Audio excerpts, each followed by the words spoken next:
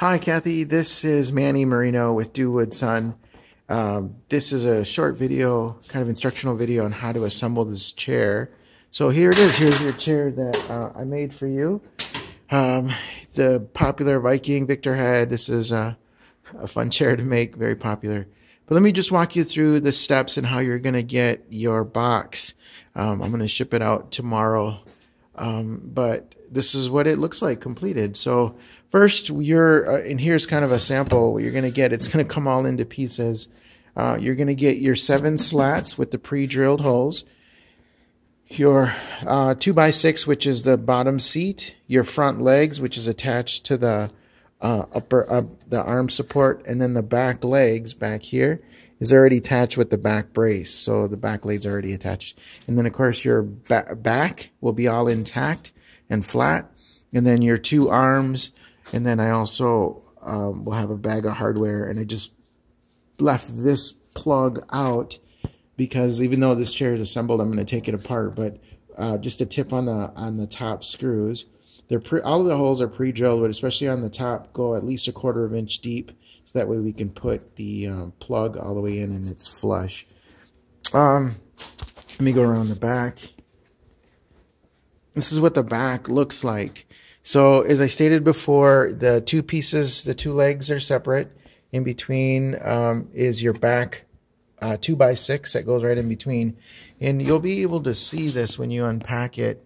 I have marked where to center the back, all right, because that's going to be very important because where the armrest sits on top of the back legs, it's a very tight fit, so it's very snug.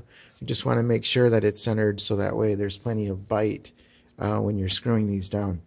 And then there's the back piece, and of course it's got 1 solid back support, and I've also marked along the back where to align this back brace, okay?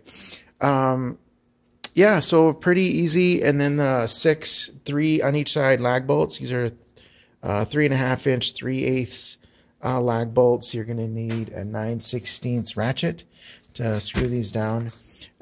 So first thing is first that I recommend that you do is when you take out the pieces, kind of work on a flat surface.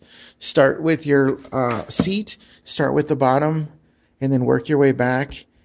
There's going to be 7, and it's going to be important that you keep these tight because these holes, there's a pre-drilled hole where the back brace is supposed to go. So we want to make sure those line up nice. So you do your seat first, your 7 slats. Then next work on your legs. So there's going to be pre-drilled like 3.5 inch bolts on the front for the front legs. And then also the back legs, again, are 1 piece, just like this right here. And again, the hole is already pre-drilled. So put those in there. Just only do finger tight when you first do the nuts and bolts. I left these off, but and then also on the bottom, there's a reason why there is a space in the back, is because when you slip in the tail, or meaning the back of the back of the pack it slips right into that 1.5 inch gap. So, and those holes are pre-drilled too. So you're putting the back into the back brace. Okay. Again, seat first, then your legs, then go ahead and start slipping in the Viking back.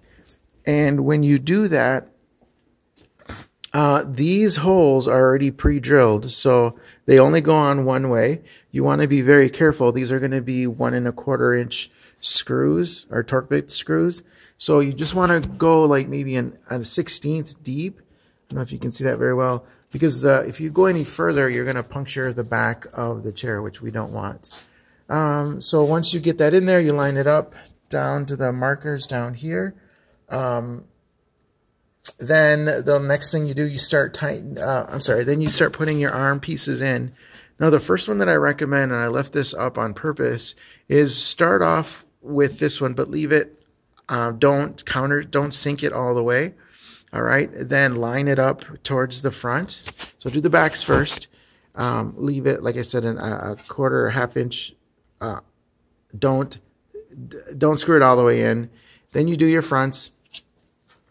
And then once your fronts are countersunk, then you can go and do these last, okay? But go very slow and go very ginger because you'll stand a chance of cracking the end. And then I'll have to send you a new one. But again, do these, screw in these last, okay? 'Cause that's very important.